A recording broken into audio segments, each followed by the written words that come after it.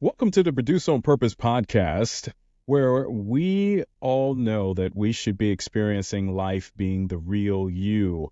I'm your host, Randy Atkins Jr., and I have a special guest today. His name is Paul Zolman. He's an international best-selling author of The Role of Love. He acknowledges the true author of love is God. He has created a new way to demonstrate the principles of love, the love languages. It's a profound way to learn all 5 love languages to give them away. The system is so easy that even young children can be trained in the love giving system. So, Paul, it is great to have you on. How are you today?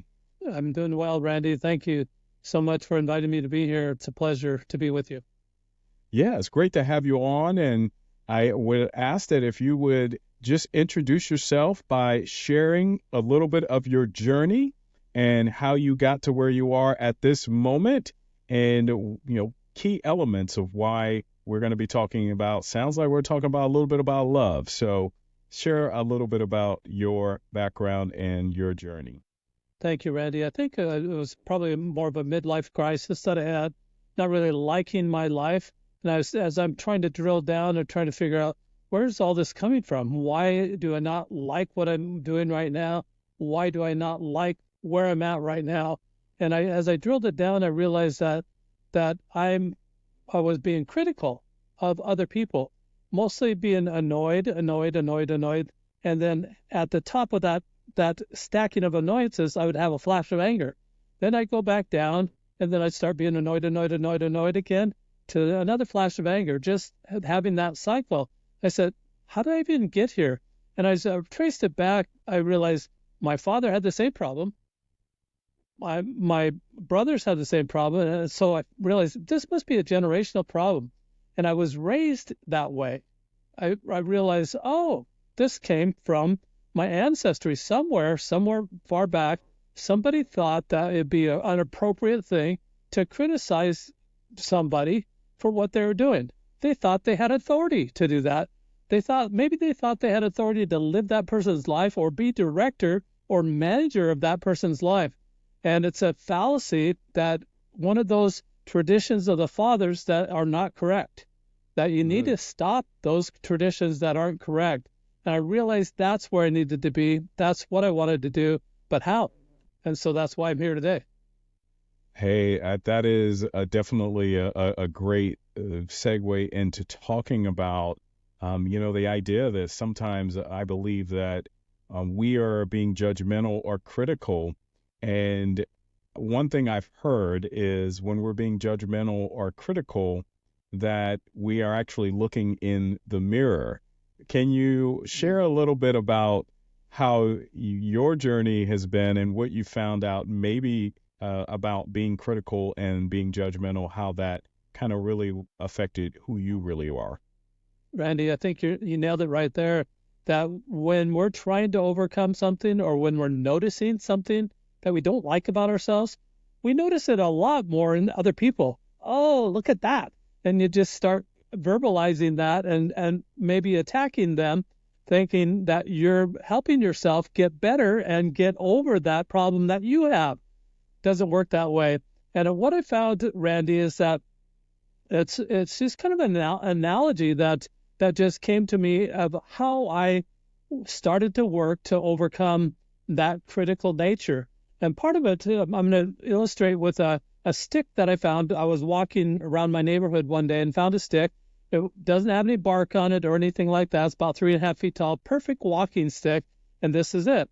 So on one side of the stick, and I'll describe it for your audience that are listening, one side of the stick is really smooth for your hand to put on it and just use it as a walking stick. But if you take a look at the other side, it has some pointy areas and some places that you would not want to put your hands. I call this the naughty side of the stick, and this the nice side of the stick. I know Santa Claus has a stick just like that, Randy, the naughty and nice stick. And that's how you get your presents, whether you're on the naughty side or on the nice side. And so if you take if you can create an adjective for any behavior that you're doing and find out where is it on that spectrum. Is it on the naughty side of the spectrum, or is it on the nice side of the spectrum? Take, for example, sarcasm. Naughty or nice? What do you think, Randy? I think that's a naughty. Yeah, so it is naughty. So if it's on the naughty, then what would be the opposite of that? And you think words might come to mind like genuine or authentic Yes. or true Yes. blue. So put all four of those words on a table. What are you going to pick? Who are you going to be? And when you set it out like that, the choice is so easy. People want to be Right. authentic. They want to be genuine. And this is how you move away from that criticism. Instead of being on the naughty side of the stick, doing sarcasm or doing the criticism, what would be the opposite of criticism? Maybe a compliment, maybe a good trait about a person, or a kindness or a superpower of that person, and talking about that superpower rather than being critical. Everybody has faults. And what I found out, Randy, is that the more I focused on the faults of other people, the more they were focusing on my faults. Who wants Right. that? And I guess I wanted it because I kept doing it. But who really wants that? If you think about it, you're not going to want that. So focus on what's right about people instead of what's wrong about them. I realized, Randy, that in that focus of what's wrong with people, I was Hmm. focusing on maybe 10, maybe 20% of their personality. I was missing 80 to 90% of what was good about that person. And then when I made the decision to focus on what's right, what I can love about that person, I got so busy because the 80 to 90% that was good, seeing so much good in that person, I forgot to be annoyed. I forgot to Wow. be critical. I forgot to stack those annoyances and have those flashes of anger. I felt like it was almost immediate that I was cured from that being critical. And it was one of the helpful things was that I started studying about love, seeing that criticism, the opposite of criticism could be love. And so I used that as that opposite, that thing I was going to focus on. And when you can identify what that trait is that you have, put it on that spectrum and identify what the opposite might be, now you can set goals to go that direction. You couldn't set a Yeah. goal before. What a critical person will do is they'll blame everybody else Hmm. for what they're doing. And when you blame someone, boop, you're exonerated. There is no responsibility. You're not taking responsibility for what you're doing. When you identify it though and say, "Oh yeah, that's me. I got this." Now you can make that change. But until you can identify it, you can't make that change. It's been said that if you name it, then you can tame it. So Ah, if you have a behavior that you want to get rid of and can name that behavior, right. consider the opposite and then figure out how am I going to acquire that other attribute. So for love, what I tried to do, Randy, was I started reading the color code and then the 5 love languages. And I really Hmm. liked the principles of the 5 love languages. In the 5 love languages, Dr. Chapman identifies how people like to receive love. He was a Baptist pastor, Randy, and you probably knew that. But as a Baptist pastor, he would have couples come in, and the husbands would say, "Well, I'm sending love her way." And the wife would say, "I'm not seeing it." And the wife would say, "I'm sending love his way." And the husband would say, "I'm not seeing it." And what that was is like two ships passing in the night. They weren't seeing each other. Yeah. What the tool I created is just a very simple tool that I used the 5 love languages principles to create a new application of the 5 love languages. Dr. Chapman's book says that it's for your significant other. Randy, I was single at the time. I said didn't have a significant other. I said, "Dr. Chapman, who in the heck am I supposed to love? I don't have anybody." And so I looked around and I said, "Oh, I get to love everybody." And so what I created is a cube that I put icons of the 5 love languages on a cube. There you see Hmm. touch. That'd be the words. Hmm. Here's a hand holding an hourglass. That would be for Hmm. time. Yep. This looks like a server in a restaurant holding a platter. That would be for service. Hmm. And then the last one would be the gifts. Those are the 5 love language. There's 6 sides on the cube, of course. This last one is a hand holding a question mark, which I named Surprise Me. So there's just 2 instructions, Randy. You roll the dice every day. Whatever it Yeah. lands on, that is the love language you practice giving away all day that day. All day to everybody. It's not Yeah. just significant other, but you're developing a new character. You used to be critical. Now you're focusing on what's right with that person, what can I love about that person, what is that superpower that that person has that maybe they don't even know that they have a superpower about it. And you can help identify that for them. People love that. Oh, I never thought of that. When you give them a compliment and they say that, there is something that maybe they hadn't even realized themselves. They just Yeah. go around doing good naturally, maybe a generational thing as well, going doing that good naturally, and then nobody identifies it. Nobody appreciates it. But that's who you are. Now you're appreciating that. Now you're recognizing it. And as you roll the dice, over a 30-day period, you will have given away all 5 love languages. So now Right. you know that backwards and forwards. Randy, you become what I like to call a love language linguist. I know it's a Mm. sexy title. I know you want that. Everybody wants that. Put it on your resume. When you go to that employer's going to say, "What the heck is a love language linguist?" And you're going to say, "I just love people." That employer Hmm. wants a loving environment within the workplace, but they also want their customers loved so that the customers will keep coming back. They want that type of person in their employ. And so your resume is going to rise to the top because of that situation. What that does for you on the other side is that now, because you know how to give it away, you can see it coming your way. And it makes a whole big difference that you can say, oh, they're loving on me. It's not my primary love language, but I can respond to it. Now that husband that went to Dr. Chapman, now that wife that went to Dr. Chapman, now they can see each other where they couldn't before. You become that love language linguist, or you become versed in all the love languages. So in anybody, any situation, if they're sending love your way, you can recognize it and respond.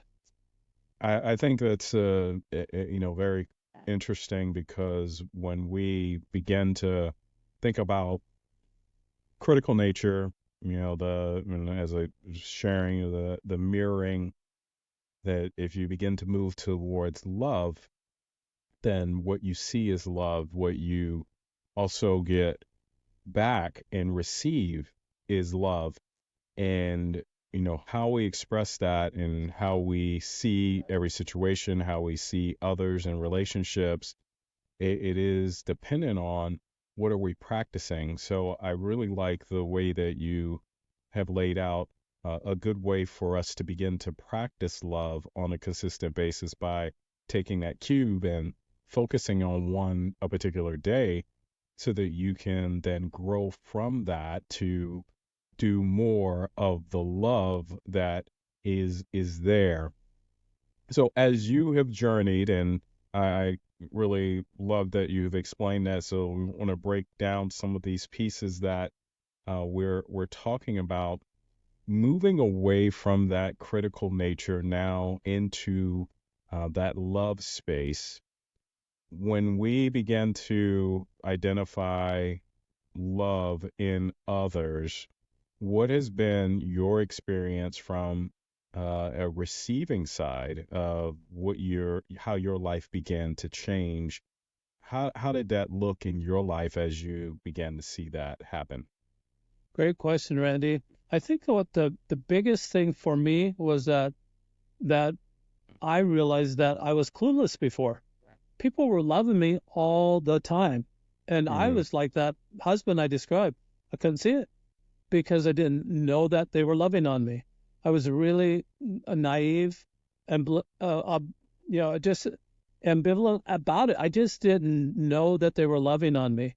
Now to be able to see it and to have and take a moment of gratitude to understand what's going on there is just it's just changed my life completely.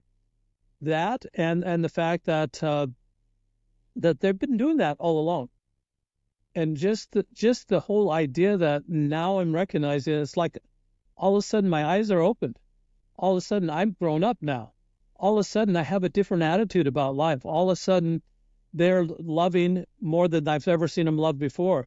And if I had any critical thoughts about that person, I forgot about those critical thoughts and focused on how they express love and see them in a totally different light. So for me to receive, it's been amazing because I hadn't received it before. They were doing it, but I hadn't received it. And for me to be able to recognize that they're doing it when I didn't see that before either. I was critical of the bad things that I perceived that they were doing. Right. But I didn't see the love that they were doing. And now that's totally changed. So it's a paradigm shift. And, this is an intentional thing that you're going to send out there. This is intentional seeds that you start the day with. How long does it take to roll a die? Less than 2 seconds. It may be a millisecond. It doesn't take that long at all, but it can change your life. And it seems so simple that how could that do that? And people are maybe doubting right now, how could that change my life? But it sets a purpose for the day. It sets an intention for the day.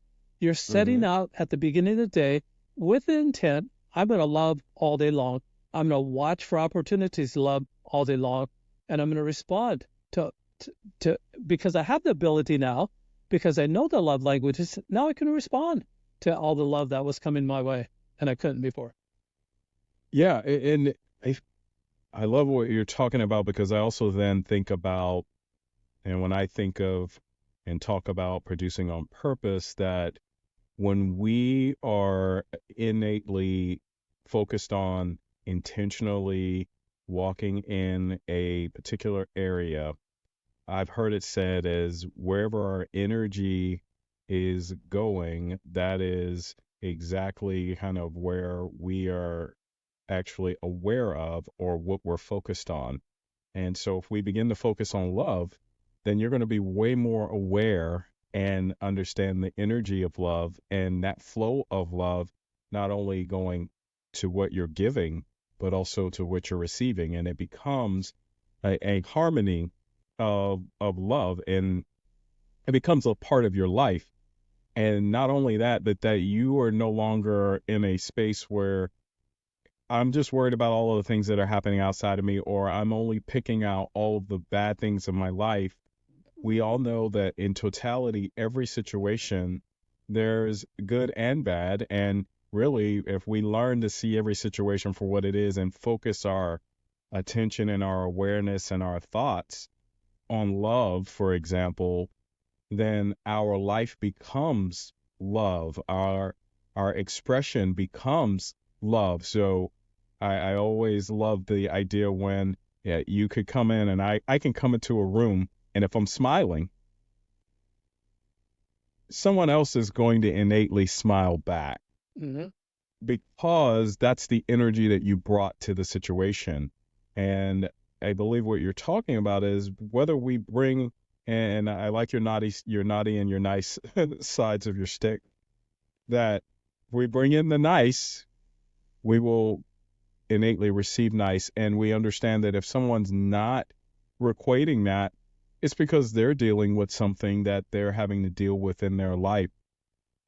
So at that moment, I am thinking that we're giving out love consistently.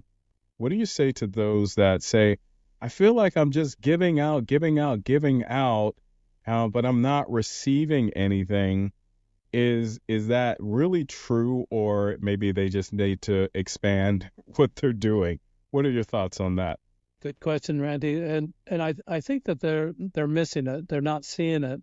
And they just need to realize that when they make someone's day, when they see someone light up, if you're practicing a genre of a love language and they're lighting up, you've discovered what they like. It's either their primary or their secondary love language when they light up, just like the smile that you talked about, when you light the room up and someone else shines right back to you. when they light up, you've discovered that love language. No longer, Randy, do you have to say, excuse me, could we pause this relationship for just a moment while I have you take this survey so I know how to love you? It's so awkward. You don't have to do awkward anymore. I solved the problem. Just watch what they're doing. And when you see what reaction, body language they have, then you have that discovery. And for that person, you just want to wash, rinse, repeat. Help that person be happy. When you do that, there's payday there. It's it's not something that you're seeking all day long, but there is a payday. There's great satisfaction in helping others people be happy and helping others have a better day. You talked about someone that maybe they're down in the doldrums themselves and looking inward. This is not about that at all. This is getting out of your chair, walking outside, walking in the neighborhood, going down the street. You'll find there's pain under every household, Randy, and you're going to find that person that maybe is hurting just a little bit more than you are. You're going to lift that person up. That person's going to be happy, and you're going to have that happiness. That's payday.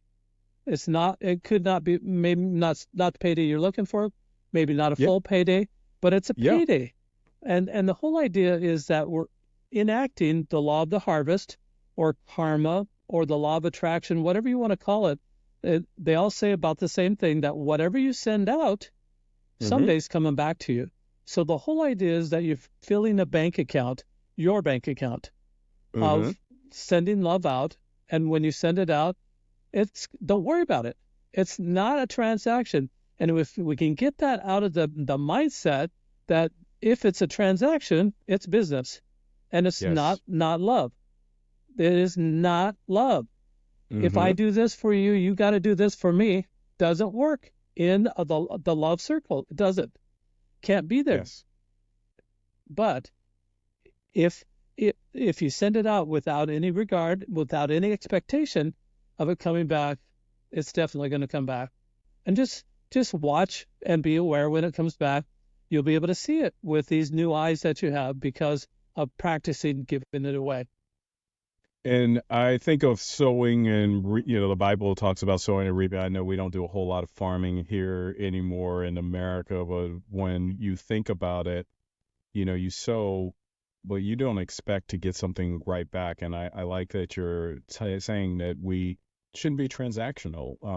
When it comes to love, love is more than a transactional thing or quid pro quo. This is not the time to be talking quid pro quo. It's more of, I'm going to give out these seeds. I know that there will be responses. It may not come back from that same person, but I'm going to continue to give that out in my life because I know that that is who I am and what I'm all about. And when we do give out love, you will receive love, and you will continue to have that as a part of who you are. There are transformational pieces that love provides that we all end up getting, and when we implement some particular practices. So what are some other or particular practices on a daily basis? We have the dice to think about love. Are there any other tips or practices that you would share with everyone to say, hey, this is how you get to focus on love instead of course, being critical? Great question, Randy. And let me explain it this way. Remember how I told you that I was stacking annoyance on top of annoyance on top of annoyance and had the flash of anger? This is also stacking, but you're stacking kindness on top of kindness on top of kindness. Where do you think that'll take you? In my estimation, it takes you to higher laws of love. Higher laws of love. You could do these little deeds all day long to anybody, and you may think it's not getting you anywhere, but what it does get you to is the higher laws of love, like compassion or charity or intimacy. Whoever thought that they could insult, and then have intimacy that night? Really? Come on. Really? It's not going to happen. It's absolutely not going to happen. I have 8 children. I'm number 10 of 11, and my father was number 15 of 19, I think, something like that. So Wow. we're toning it down. My children are only having 3 children apiece, Randy. I don't get it. I want more grandchildren, but I don't have any control. That's another thing. Stay in your lane. Figure out what you have control over versus what you don't. And if you stay Right. in that lane, that's where happiness is. That's where you're going to get to those higher laws of love too. More higher laws of love are like forgiveness or mercy or just even trust. Stack, stack, stack, stack, stack those efforts of kindness. That's how you get there. You brought up the Bible, Randy, and it's interesting that as a Baptist pastor, Dr. Chapman said that these love language that reconcile to the life of Jesus Christ. Well, I did my own fact check, and just let's just go through it real quick here. Yeah. Jesus worked with the gifts of the Spirit, and he gave gifts that the Spirit could give. One of the apostles says, "Silver and gold have I none; that which I have, give I unto you." And then rise up, take thy bed, and And walk. and walk. Walk. Yeah, yeah. Yeah. He touched people. He touched their eyes so they could see, their ears Hmm. so they could hear. We know touch was all part of his ministry. Why else would Mary, when she recognized his voice after he was resurrected, she was probably going in for the hug, knowing and recognizing that it was Jesus. He had to say, "Touch me not, for I have not ascended to my Father yet." Touch was absolutely part of his ministry. We love his words. The scriptures are great. We feel him and feel the love that he had for all mankind when we read his words. Did he spend time with people? Absolutely. He stopped at the well and talked with the woman at the well. He just talked with Mary and Martha, just having a nice conversation while he's waiting for dinner. Did he serve people? Absolutely. Those are all 5 love languages reconciled to the life of Jesus Christ. And I'm Christian, Randy, if we Hmm. want to be more like Jesus Christ, which is a better life, if we want to be more like Jesus Christ and have those nice things like that you can't Yes. buy, money can't buy that. If you want Right. that in your life, those priceless things, then love is the right way. And expressing love in the way Jesus did, this is a great tool to do that if you want to move in that direction. But you have to want it. You absolutely have to want it. There is no intervention here, Randy. You can't buy this as a gift and say, "I know somebody that needs that," and and give it to them and expect them to use it. They really have to. You could introduce it to them and say, "Would you like this?" And let them choose. When they make the choice, they own it. When they roll the dice, they own it. Let them own it and make the difference in their own life and in the lives of others around them.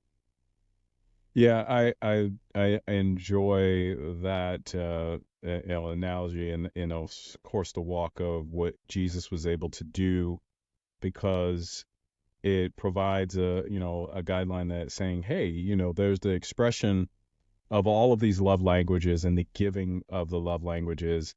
I do love the idea that when we talk about there's a scripture in the Bible in First Corinthians, the 13th chapter, that describes love as being above faith and hope, and that love is the one thing that will never fail, and that love has all of these other characteristics as well that you can begin to look at. I often tell my daughters, I say, if someone comes to you and they say they love you, take them to the scripture and put in their name and say, do they do this? Are they kind? Are they patient? Are they trying to keep records of wrong? Are they, is love a part of who they are and how they're practicing life? Because I think sometimes what has, of course, occurred is that the word love has been kind of either watered down or just saying, because I can say I love my car, I love the way my house looks, or whatever. We sometimes use that as an expression. However, I do believe that the love that we're talking about is a love that is something that's more than just something that I like, but it is something that will kind of span the test of time. So, how do you get to a space? where someone has been in a place they've hurt you, so this is now you're in a place of hurt, but we are still supposed to love and give love. Any ideas or any tips to a person that, continues to kind of go down that path, but they're supposed to give, but they've been hurt? Great question, Randy. And let me explain it this way. In high school and in junior high school, when I was in the lunch line, somebody would slug me in the shoulder and they say, pass it on. And that person hurting would fearing that if they didn't pass it on, they were going to get pummeled or something was going to happen that was bad if they didn't pass it on. And maybe that person that's hurting is also passing it on, hoping that that will ease the pain. It doesn't. It absolutely does not ease the pain. And so my advice to them is to find something that you love about that person. You don't love the misery that they're sharing. Nobody loves misery. In fact, I have a funny story. My wife just 6 weeks ago today had knee surgery, knee replacement on her right knee. And before she chose to do that, and it was all her choice. And I made sure that she knew it's her choice. I said, the minute that you try to pass your misery on to me, I'm going to take a break, and we're not going to be talking for a little while. I'm not going to be your nurse for a little while. You're going to be on your own. So if you want that to happen, just pass that misery on. But she's been very good, and she's been keeping. Yeah, I know it's painful. I know it's very painful. But she doesn't have, just because she's miserable doesn't mean I have to be miserable with her. That's not working. It won't work that way.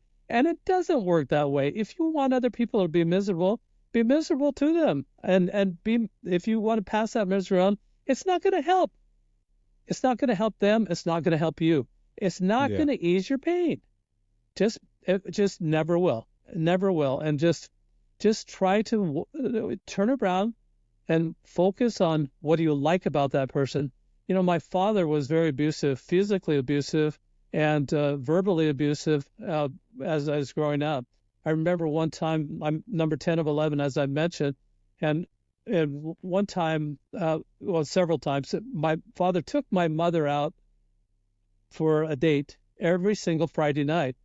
Absolutely, that's one thing I absolutely love about my father. I can't keep up with that example, Randy. I don't know anybody that can. I don't know anybody that consistently every Friday night takes their spouse out. There may be a few couples, but it's very few. My father was one of those very few that was able to do that. But he wasn't very creative. It was always at the Maverick Bar. It was always over alcohol. And he was a truck driver, and so that's where my mother and father met after his long week of truck driving, and we didn't see him until he actually came home or on Saturday. So I can imagine, I was never there, but Randy, they're having this date. My mother's trying to disgorge everything that happened, but in 11 children, I can imagine her starting at the oldest and going bam, bam, bam, bam, bam. My father's getting annoyed, ready for this flash of anger. Guess what number he's going to have that flash of anger at? 10. Number 10, that's me. And I felt a little bit targeted in that way. So one time it was so severe, I was spanked so severely that I was black and blue on my rear for more than 3 weeks. They just the bruises just would not go away. I don't even remember what I did, and I don't ever remember what I did wrong. I thought I was a really good kid. I mean, I'm sandwiched between two girls, all the rest are boys, and so the regard that he had for women was evident in how he treated my mother, taking her out every week. He also had that same regard for my sisters, which I'm sandwiched in between those two sisters. If I looked cross-eyed at him, I was in trouble. Whatever I did, I was always in trouble in that way. And so I just tried to be as calm as possible, tried to stay out of trouble, but sometimes it just didn't work out. But by doing that, I think that I learned great lessons, that just to be more watchful and more thoughtful, to get out of that of hating my father for that severity of that punishment. I started looking at what do I like about him. I have a memory of him holding me in his arms, carrying me out of the hospital when I was 5 years old. I had a hernia operation, and I was probably having a hard time walking with that hernia operation. So I remember him carrying me out of the hospital, a tender moment. I remember him hiking with me a few times. I'm on the tail end, and he was older, probably in his 50s, by the time I was big enough and old enough to hike around with him. And so there were just a few times I remember that, and then just that the tender moments about my mother. I mean, there's just a few times that I remember him giving a car to my older brother. I thought at the time that was really nice, but then the more I thought about it, that wasn't fair. I never got a car. So the point about that, Randy, is that if you think about you, it's always going to be unfair. If you think about Right. them, it's going to be more kind, more thoughtful, and Yep. if you're focusing on it's all about them, you're not really losing yourself, but you're actually finding out who you are. And it's an innateness, like the word that you used before, Randy. Innately, I believe that we're children of God. If God is Mhm. love, and if He is the author of love, and we should be like Him. And as we look to have other people be happy and rejoice in their happiness, even Mhm. if they win a game that you lost, or you came in second place, I guess. Even if you lose a game like that, you can say it, just spin it a little bit and say, well, that was the best second place finish I've ever had, or something like that. You can always say stuff like that to mitigate that loss. Don't take it so hard on yourself, but look at how rejoicing, and help that other person rejoice in the success that they're having. Help that person see what the good they have in themselves, even if they're treating you badly. That's the best way to get away from the hate or the anger that you might be tanking up inside you about another person that hasn't really hurt you. Yeah, that's great advice to look at what is good in the situation. That will help with that focus. It will help with being able to understand that love. And so it has been an awesome conversation, Paul. And we're getting to the end of our conversation. And what I would ask is, what are 2 or 3 tips that you have learned along your journey that you feel are invaluable that the listeners could utilize and start to implement today, that you would want to leave with them? Thank you, Randy. Just one tip is that, I don't know how many yoga uh, students that you might have in your audience, but in the yoga class, at the end of a yoga class, the teacher will put her hands together like this, and maybe like a prayer, and then she'll say the word, bow her head and say the word namaste. Namaste is actually of a Sanskrit dialect in northern India. It's the same dialect where we get nirvana or the word karma, but but namaste for the Hindu interpretation means the God in me sees the God in you, or put another way, the divine in me sees the divine in you. That's what this is all about. Watching for what's right about those people. What is the superpower of that person? And talking about that. If we can keep that focus, then life is going to be happier for them and for us too. Second thing is that I love musicals, and Sound of Music is obviously a classic. You may have several people in your audience that have listened to the Sound of Music, but they're in the Sound of Music. There's a family that Maria is the nanny that comes, or the governess that comes. Liesel is the oldest daughter, and Liesel is old enough to be kind of independent and wants to be that, and kind of is standing up for that independence. She's got a boyfriend. The boyfriend actually is the telegram deliverer, rides his bike, and one scene he's riding his bike to the Von Trapp mansion. Liesel's on the second floor, and he's starting to sing a song. In that song come the lyrics, "Love in the heart wasn't put there to stay. Love isn't love till it's given away." That's it. There you I'll go. leave you with Love that. isn't love until it's given away. Well, thank you, Paul. How can my audience connect with you? Where can they find you? Great question, Randy. The best way to find me is rolloflove.com. And I did a play on words, Randy. You ROLL, roll the dice outside of you. But we really don't have a lot of control. Many times we don't have control of circumstances outside of us. So the change that is going to happen is ROLE. What changes us within? So it's roll of love, ROLE of love.com. If you'll go there, I have a book that I've written that you mentioned was an international bestseller. There's also a journal there. So you record what you rolled, opportunities you saw to love in that way, in that genre that day, and then what you did about those opportunities. Actually becomes a love journal. Randy, I wish I would have had a love journal from my mother or my grandmother.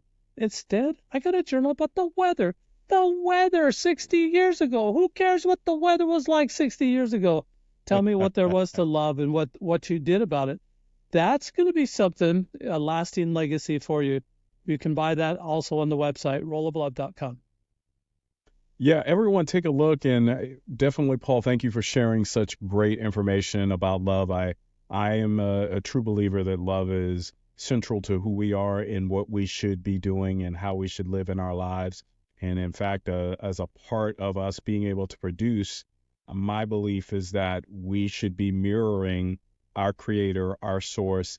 If he is defined as love, then that should be our expression on a daily basis. We should be giving that away.